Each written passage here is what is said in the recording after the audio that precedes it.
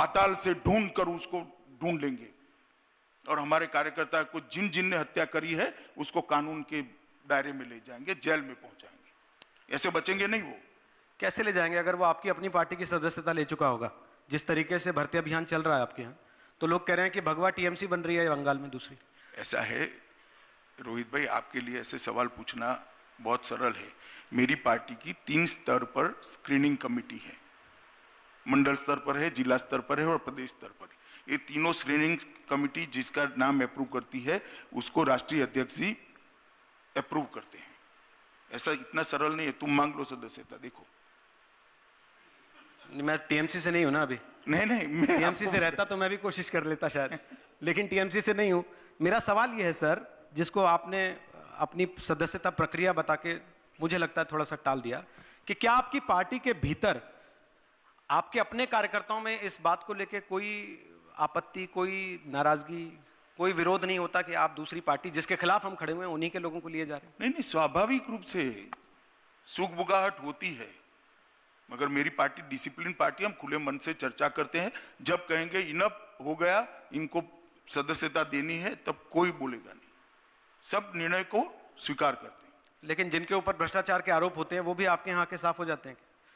कोई साफ नहीं होता है। किसी का केस हमने विड्रॉ किया है तो एक लाओ, हमने किसी का केस विड्रॉ नहीं किया, वो कायदे की अदालत में चलते ही है केस सारे। जेल में भी तो नहीं गया कोई जो आपकी पार्टी में आ गया, जिनके लिए आप लोग खुद कहते थे कि ये देखिए भ्रष्टाचार की मूर्तियां हैं? भैया वहां थे तब भी नहीं गए थे। इनके खिलाफ अगर प्रूफ होता तो उस वक्त भी चले जाते हैं। हमारे यहाँ आकर बचे, ऐसा नहीं है। तो मैं फिर पूछ रहा हूं, बंगाल की राजनीति का सबसे बड़ा मुद्दा क्या है? 10 साल का भ्रष्टाचार, 10 साल की बोरियत कि अब हो गया इनका, या फिर बीजेपी को अब ये लगने लगा है कि यही हमारा सही समय है इसलिए अब यहां बदलाव होगा? हमारा सही समय हम तय नहीं कर सकते, जनता तय करती है। ये लोकतंत्र है, किसी के कहने से कोई वोट दे देगा ऐसा नहीं होता है। जनता बड़ी मैच्योर होती है। सही समय किस पार्टी का है वो जनता को तय करना है। परंतु मैं इतना निश्चित मानता हूं कि बंगाल का आज जो स्वरूप होना चाहिए था वो स्वरूप आज बंगाल का शायद नहीं है। बंगाल के स्वरूप को बदलना चाहिए। बंगाल के जीडीपी कंट्रीब्यूशन बढ़ना चाहिए। बंगाल के अंदर मुक्त मन से सभी धर्म के लोग अपनी अपनी मान्यता के अनुसार जीने चाहिए। उनको त्योहार अपने मनाने के लिए हाईकोर्ट में नहीं जाना पड़े। टोलबाजी बंद होनी चाहिए, गुंडागर्दी बंद होनी चाहिए और सभी डायमेंशन से बंगाल डेवलप होना चाहिए। आप बंगाल को वापस सोनार बांग्ला बनाने की बात करते हैं। ममता बनर्जी कहती हैं कि ये बंगाल के बारे में जानते ही नहीं है, बंगाल की संस्कृति के बारे में इनको पता नहीं है, ये लोगों के नाम गलत लेते हैं, गलत मूर्तियों पर मालाएं चढ़ा देते हैं, ईश्वर चंद्र विद्यासागर की मूर्ति को तोड़ देते हैं। इस तरह के आरोप लगाए हैं आपके ऊपर। चलिए, इनके आरोप है, मेरे कोई कार्यकर्ता जवाब देंगे इसका। आप नहीं देना चाहते इसमें से किसी पर जवाब? देखिए, हर चीज का जवाब मैं नहीं दे सकता, मुझे भी मेरा लेवल बनाना होता है भाई, मेंटेन करना होता है।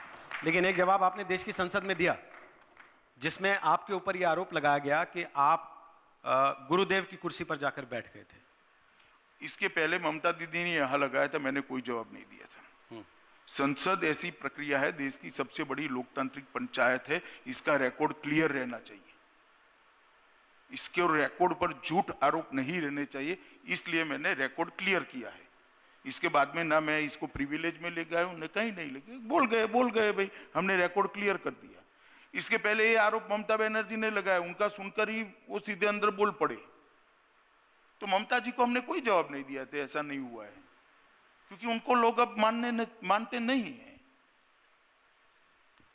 लेकिन वहां आप संसद में जब खड़े हुए तो नेहरू जी और राजीव गांधी की